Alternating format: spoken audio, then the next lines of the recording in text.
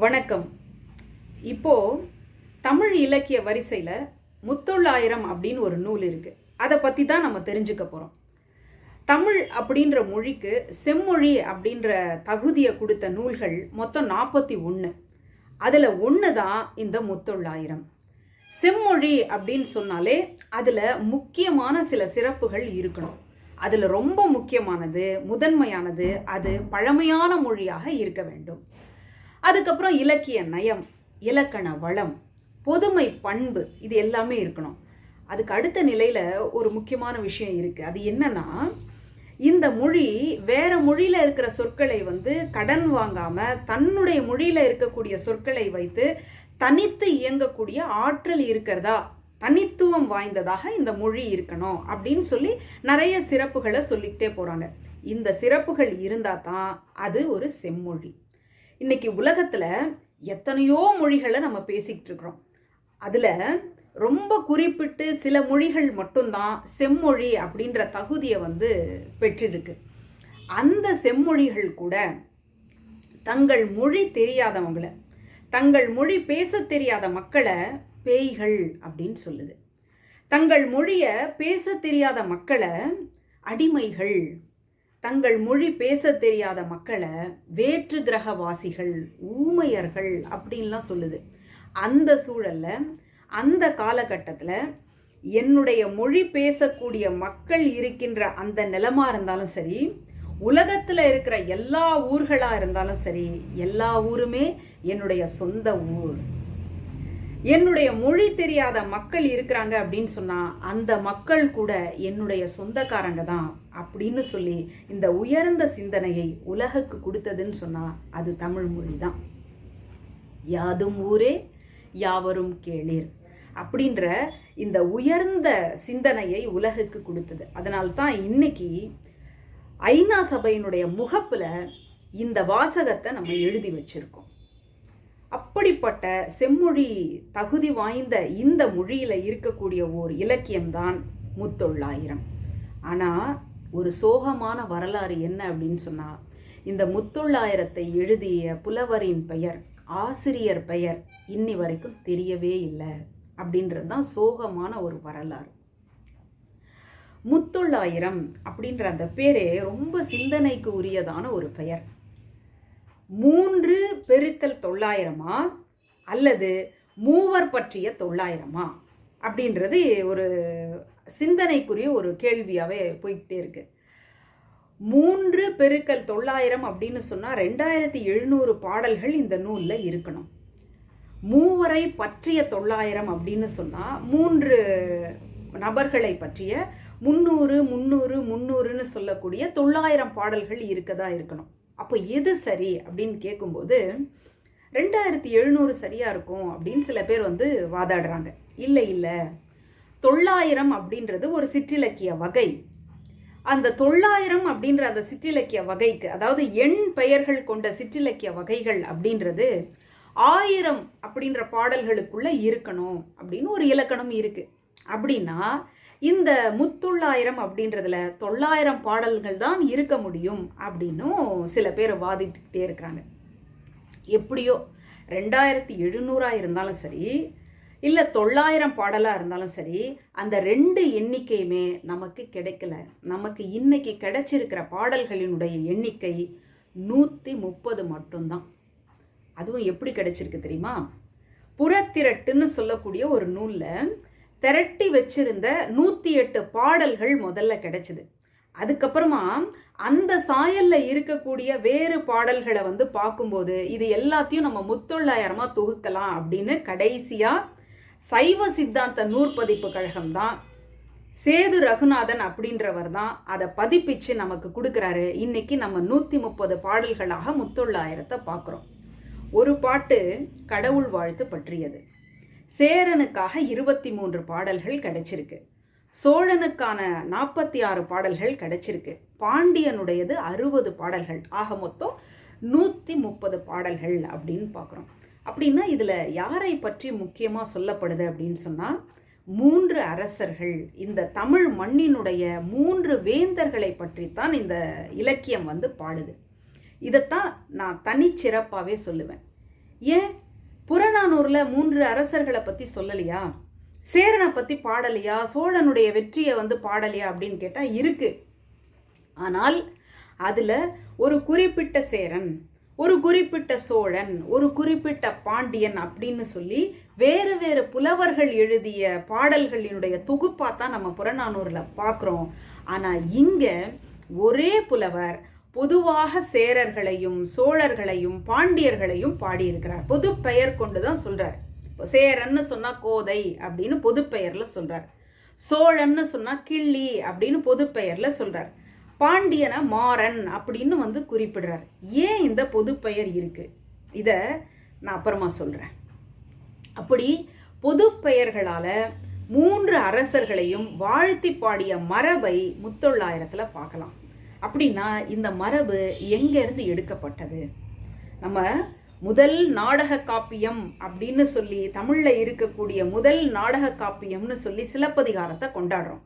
அந்த சிலப்பதிகாரத்துல கோவலன் கண்ணகியினுடைய வாழ்க்கை சோழ நாட்டில் தொடங்கி இருக்கும். இங்க பாண்டிய நாட்டில் பார்த்தீங்கன்னு சொன்னா கோவலனுடைய வாழ்க்கையே முடிவுக்கு வந்துருச்சு. சேர நாட்டில் கண்ணகி தெய்வமாக்கப்படுகின்றாள். அப்போ சேர சோழ பாண்டியரை சேர்த்து புகழ்ந்து பாடக்கூடிய ஒரு மரபை சிலப்பதிகாரம் தோற்றுவிச்சது, தொடங்கி வச்சது. அந்த தொடக்கத்தினுடைய தொடர்ச்சியை தான் முத்தொள்ளாயிரத்துல நம்ம பார்க்குறோம். அப்படின்னா வெறும் புகழ்ச்சி தானா அப்படின்னு சொன்னா, இந்த இலக்கியத்துக்குள்ள அகம்னு ஒரு பிரிவு இருக்கு, புறம்னு ஒரு பிரிவு இருக்கு. அகம்னு சொன்னா காதல் பற்றிய பாடல்கள், காதல் பற்றிய செய்திகள். புறம்னு சொன்னா காதலுக்கு புறம்பான, காதல் அல்லாத பிற செய்திகள். இந்த புறம் அப்படின்றதுல புலவர் அரசனை பற்றி, அவனுடைய வீரத்தை பற்றி, யானைகளினுடைய வீரத்தை பற்றி, குதிரையினுடைய வீரத்தை பற்றி, நாட்டை பற்றி, நகரை பற்றி, இப்படி வரிசையா புறம் அப்படின்ற பகுதியில சொல்லிக்கிட்டே வராரு. அகம் அப்படின்றது என்னவா இருக்கு அப்படின்னா, அரசர்கள் வீதி உலா வராங்க. அவங்க வீதி உலா வர்றதை பார்த்துட்டு இந்த கன்னி பெண்கள் அவங்க மேல காதல் அடைகிறாங்க, காதல் உணர்வை வந்து ஏற்படுத்திக்கிறாங்க. அப்படிப்பட்ட ஒரு தலை காதலாக, கைக்கிளை காதலாக இந்த இலக்கியத்துல அகம் வந்து பேசப்படுது. இது எப்படி இருக்கு அப்படின்னு சொன்னா, நம்ம திருக்குறளை பார்க்குறோம் இல்லையா, அதுல திணையும் இருக்காது, துறையும் இருக்காது. அதாவது குறிஞ்சி அப்படின்னு சொன்னா மலையும் மலை சார்ந்த இடம். அந்த மாதிரி நில வர்ணனைகள்லாம் இல்லாம தொல்காப்பியத்துல துறைகள் அப்படின்னு வகுக்கப்பட்டிருக்கு இல்லையா, எந்த சந்தர்ப்பத்துல எந்த சூழல்ல இந்த பாடல் வந்திருக்குன்னு. அந்த மாதிரி துறைகளும் இல்லாம கைக்கிளை பாடல்களாக அகப்பாடல்கள் இதுல வந்து இடம் பெற்றிருக்கிறத நாம பார்க்குறோம். அப்படின்னா சங்க இலக்கியமும் அகம் புறம் அப்படின்னு தானே சொல்றாங்க. இதை கொண்டு போய் சங்க இலக்கியத்துல வச்சிருக்கலாமே அப்படின்னு கேட்டா வைக்கவே முடியாது. ஏன்னா சங்க இலக்கியம் மிக மிக மிக மிக பெரும்பான்மை ஆசிரியப்பான்னு சொல்லக்கூடிய இலக்கணத்தால எழுதப்பட்டிருக்கு. இந்த முத்தொள்ளாயிரம் வெண்பான்னு சொல்லக்கூடிய இலக்கணத்தால எழுதப்பட்டிருக்கு. அதனால இந்த வெண்பாவினுடைய செல்வாக்கு சங்க காலத்துல கிடையாது. சங்கம் மருவிய கால நூல்கள் அப்படின்னு சொல்றோம் இல்லையா, அதுல தான் வெண்பாவினுடைய செல்வாக்கு இருக்கு. அதனால இதை சங்க இலக்கியம் அப்படின்னு நம்ம எடுத்துக்கவே முடியாது. இது சங்க காலத்துக்கு பிந்தையதான பிற்காலத்துல வந்த நூல் அப்படின்ற ஒரு முடிவுக்கு நம்ம வந்துடுறோம். சரி, அப்படின்னா இந்த நூல் எப்படி நம்ம சுவைக்கணும், இந்த நூலை என்ன இனிமை இருக்கு அப்படின்னு கேட்டா, ரொம்ப அழகா தமிழ் அறிஞர்கள்லாம் சொல்றாங்க. கல்கண்டு இருக்கு பாருங்களேன், அதை எடுத்து வாயில போட்டு கட கட கட கடன்னு கடிச்சு நம்ம முழுங்கிட மாட்டோம். அப்படியே அந்த கல்கண்டை நம்ம ஓரத்துல, இந்த கன்னத்தினுடைய ஓரத்துல ஒதுக்கிட்டு வாய்க்குள்ள அப்படியே சப்பி சப்பி அதனுடைய ரசம் நம்முடைய நாக்குல பட்டு அப்படியே தொண்டையில இறங்கக்கூடிய ஒரு இனிமை இருக்கு இல்லையா, அந்த இனிமையை நம்ம ரசிக்கிறோம் இல்லையா, அந்த மாதிரி இனிமை நிறைந்தது தான் இந்த முத்தொள்ளாயிரம். அப்படித்தான் நீங்கள் ரசிக்கணும் அப்படின்னு சொல்றாங்க. இப்படிப்பட்ட இந்த நூல் பழைய மரபு இருக்கு இல்லையா, அந்த மரபோடு, அந்த மரபை இல்லாமல் அப்படி மரபை மீறக்கூடிய ஒரு புதியதை வந்து புனைந்து பாடக்கூடிய நிலையிலையும் இருக்கு. அதனால இதை அப்படி வந்து நம்ம அனுபவிக்கலாம் அப்படின்னு சொல்றாங்க தமிழ் அறிஞர்கள். அதே நேரத்துல இந்த நூலை தமிழின எழுச்சியின் அடையாளம் அப்படின்னு சொல்றாங்க. அழகியலான ஒரு நூல் புரட்சியை எப்படி கொண்டு வந்தது அப்படின்னு சொன்னால், நான் ஏற்கனவே சொன்னேன் இல்லையா, இந்த அரசர்களை மூவேந்தர்களை வந்து பொது பெயர்களால் தான் சொல்கிறாங்க. அதுக்கான காரணம் என்ன அப்படின்றத இப்போ சொல்கிறேன். ஏன் பொது பெயர்களில் சொல்லியிருக்கிறாங்க அப்படின்னு சொன்னால், பெரும்பாலும் மூவேந்தர்களும் ஒற்றுமையாக இருந்ததா வந்து நமக்கு தெரியலை. அந்நியர்கள் உள்ள நுழையிறாங்க அப்படின்னு சொன்னால் இவங்க எல்லாம் ஓர் அணியில் இருந்து தமிழ் அப்படின்ற உணர்வினால அந்நியர்களை எதிர்த்திருக்காங்க, அது வேற விஷயம். ஆனால் இவங்க தமக்குள்ள வந்து அடிக்கடி சண்டை போட்டுக்கிட்டு இப்படி ஒருத்தனுடைய நாட்டை இன்னொருத்தன் பிடிக்கிறதாக இந்த மாதிரி தான் இருக்கு. இதை நம்ம புறநானூரில் கூட பார்க்குறோம். கிட்டத்தட்ட பங்காளி சண்டை தான் புறநானூறு அப்படின்னு சொல்கிற வழக்கம் கூட இருக்கு. அப்படிப்பட்ட சூழலில் சங்க காலத்துக்கு பிற்பாடு அந்நியர்களினுடைய ஆட்சி இந்த தமிழ் மண்ணில் வரும்போது அந்த ஆட்சியினுடைய அவலத்தால் தமிழ் மன்னர்கள் வலிமை இழந்து போகும்போது அந்த தமிழ் மன்னர்கள் ஒற்றுமையோடு இருக்க வேண்டும் அப்படின்ற ரொம்ப நுட்பமான விஷயத்தை இந்த பொது பெயர்களின் வழியாக புலவர் வந்து பதிவு செய்கிறார். அப்படி ஒற்றுமையாக இருந்தால் தான் நம்முடைய வீரத்தை வந்து அந்த அந்நியர்களுக்கு காட்டினா தான் மீண்டும் நம்முடைய பகுதியை நம்மளால் கைப்பற்ற முடியும் அப்படின்ற ஒரு நுட்பமான விஷயத்தை சொல்கிறதுனால தான் பொது பெயர்களாலேயே சொல்லிட்டு இருக்கிறாரு. அப்படி சொல்லும்போது ஒவ்வொரு அரசன் மீதும் தனக்கான அன்பை வந்து அந்த புலவர் காட்டுறார். அதை வெளிப்படுத்துகிற முறைதான் கைக்கிளை பாடலாக வந்திருக்கு. அது எப்படி இருக்குன்னு சொன்னால், பக்தி இலக்கியங்களில் ஒரு ஆண் அடியார் இறைவன் மேலே காதல் கொண்டு அவன் அடைய மாட்டோமான்னு சொல்கிற தவிப்பு இருக்கு பாருங்க, அதைத்தான் நாயக நாயகி பாவம்னு சொல்கிறோம். அதே மாதிரி புலவர் இங்கே தன்னை பெண்ணாக நினச்சிக்கிட்டு அந்த அரசனை பார்த்து ஒரு தலையாக காதல் கொள்கின்ற நிகழ்ச்சிகளைத்தான் கைக்கிளை அப்படின்னு சொல்லி அமைக்கிறார். அது சேரன்கிட்ட மட்டும் கிடையாது, சோழன்கிட்ட மட்டும் கிடையாது, பாண்டியன் ஆக 3 வேந்தர்களிடத்தும் தன்னுடைய அன்பை வந்து காட்டக்கூடிய ஒரு பகுதியாகத்தான் கைக்கிளை அப்படின்ற ஒரு பகுதியை எடுத்து அகம் அப்படின்ற ஒரு பொருளில் அமைந்த கவிதைகளை வந்து புலவர் இந்த இடத்துல வடிச்சிருக்கார். இப்படி அரிய பல தகவல்களை தன்னுள் கொண்டிருக்கக்கூடிய நூல்தான் முத்தொள்ளாயிரம். அதில் ஒரு குறிப்பிட்ட விஷயம் சொல்லணும் அப்படின்னு சொன்னால், 27 நட்சத்திரங்கள். இன்னைக்கு அறிவியல் சாதனங்கள்லாம் நல்லா வளர்ந்துருக்கு. ஆனால் அறிவியல் சாதனம் இல்லாத ஒரு காலகட்டங்களில் 27 நட்சத்திரங்கள் இருந்தன அப்படின்ற ஒரு அறிவு தமிழனுக்கு இருந்திருக்கு அப்படின்னு இந்த நூல் வந்து நமக்கு பதிவு செய்யுது. அதே மாதிரி கணவனை இழந்த பெண்கள் நெருப்பில் இறங்கி இருக்கிறாங்க, இறங்கி உயிரை விட்டுருக்காங்க அப்படின்ற அந்த கால வழக்கத்தையும் இந்த நூல் வந்து நமக்கு சொல்லுது. எதை வச்சு தெரிஞ்சுக்கிறோம்னா, பாண்டியன் பகையரசனோட சண்டை போடுறான். அதில் பகை வீரர்கள் இறந்துட்டாங்க. அந்த இறந்த வீரர்களினுடைய மனைவிகள் நெருப்பில் போய் இறங்கிட்டாங்களாம். இதை பார்க்க முடியாத அந்த பாண்டியன், அவ்வளோ வீரம் பெற்ற அந்த பாண்டியன் இதை பார்க்க முடியாமல் தன்னுடைய கண்களை பொத்தி கொண்டான் அப்படின்னு சொல்லி புலவர் வந்து ஒரு பாட்டை எழுதுறார். அவன் மட்டும் கிடையாது, அவனுடைய யானை இருக்கு இல்லையா, அதுவும் கண்ணை மூடிக்குச்சு. ஏன்? பகை அரசர்களினுடைய ஆண் யானைகள் இறந்து விட்டன. அதை பார்த்து பெண் யானைகள் கண்ணீர் சிந்தின. அந்த காட்சியை பார்க்க முடியாம பாண்டியனுடைய ஆண் யானைகள் கண்களை மூடிக்கொண்டன அப்படின்னு சொல்லி புலவர் வந்து இந்த இடத்துல ஒரு வீரத்திலையும் அன்பை கொண்டு வந்து காட்டக்கூடிய தமிழனுடைய தத்துவத்தை வந்து கொண்டு வந்து சேர்க்கிறார். அதே மாதிரி கழுதை செவி அறிந்தற்றால் அப்படின்னு ஒரு உவமை. ஏன் கழுதையினுடைய காதை போய் ஏன் அறுக்கணும் அப்படின்னு சொன்னால், பாண்டிய நாட்டில் உளுத்தஞ்செடி நல்லா வளர்ந்துருக்கு. அதை ஊர்க்கன்றுகள் வந்து மேய்ஞ்சிருது. இது தெரியாத மக்கள் கழுதை தான் மேய்ஞ்சிடுச்சு போல இருக்கு அப்படின்னு சொல்லி கழுதையினுடைய காதை பிடிச்சி அறுத்து எடுக்கிறாங்களாம். இது எப்படி இருக்குன்னு சொன்னால், பாண்டியனுடைய அழகை பார்த்தது என்னமோ கண்கள் தான், ஆனால் கண்களுக்கு தண்டனை கிடைக்கல. அதுக்கு பதிலாக இந்த உடலுக்குத்தான் தண்டனை கிடைச்சிருக்கு. என்ன தண்டனை? இந்த உடலினுடைய அழகு, இந்த உடலினுடைய நிறம் மங்கி போய் பசலைன்னு சொல்லக்கூடிய நோய் வந்துடுச்சே அப்படின்னு சொல்லி ஒரு தலைவி வந்து வருத்தப்படுவதாக ஒரு பாடல். அப்போது ஒரு அழகியலை வந்து எவ்வளோ நுட்பமாக கொண்டு வந்து சேர்க்கிறார் அப்படின்ற அந்த பகுதியை வந்து நம்ம பார்க்குறோம். சோழனை பற்றி சொல்லும்போது புலவர் திருமாலை வந்து நையாண்டி பண்ணுறார். திருமாலை வந்து வம்புக்கு இழுக்கிறார். எப்படிப்பட்ட வம்பு அப்படின்னு சொன்னால், சோழன் பகை அரசர்களினுடைய வேலை தன்னுடைய மார்பில் தாங்கி இருக்கிறான், அப்படி சண்டை போட்டிருக்கான் எதிரில் நின்று, தன்னுடைய வேலை அவங்க மேலே போட்டிருக்கான். இப்படிப்பட்ட போரில் வந்து கிடைச்ச வெற்றி தான் இந்த உலகம். ஆனால் இந்த திருமால் போயும் போயும் மகாபலி கிட்ட போய் யாசகம் கேட்டு இறந்து நின்று அந்த உலகத்தை வாங்கினானே அப்படின்னு சொல்லி திருமாலை வந்து வம்புக்கு இழுக்கக்கூடிய பகுதியெல்லாம் நம்ம இங்கே பார்க்குறோம். கலிங்கத்து பரணியில் பேய்களை பற்றிய ஒரு செய்தி வரும். தனக்கு போரின் முடிவில் கிடைச்ச அவ்வளோ உணவு காரணமாக காளி தேவிக்கு அந்த பேய்கள்லாம் படையலிடும். அந்த மாதிரி இங்கே ஒரு காட்சியை காட்டுறாரு. இங்கே வந்து விளக்கு ஏற்றக்கூடிய ஒரு காட்சி. எப்படிப்பட்ட விளக்கு?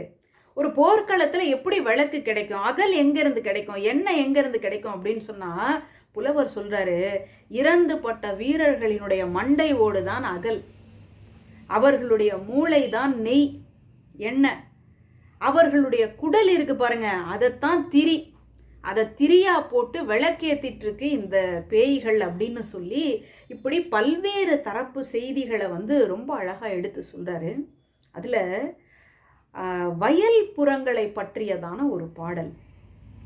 அள்ளற் படனத்து அறக்காம்பல் வாயவிழ வெள்ளம் தீப்பட்டது என ஒரி, புள்ளினம் தன் பார்ப்புடுக்கும் கவ்வை உடைத்தரே நச்சிலை வேல் கோக்கோதை நாடு. சேரனுடைய நாட்டில் அப்படியே செவந்த மலர்கள் மலர்ந்திருக்கு.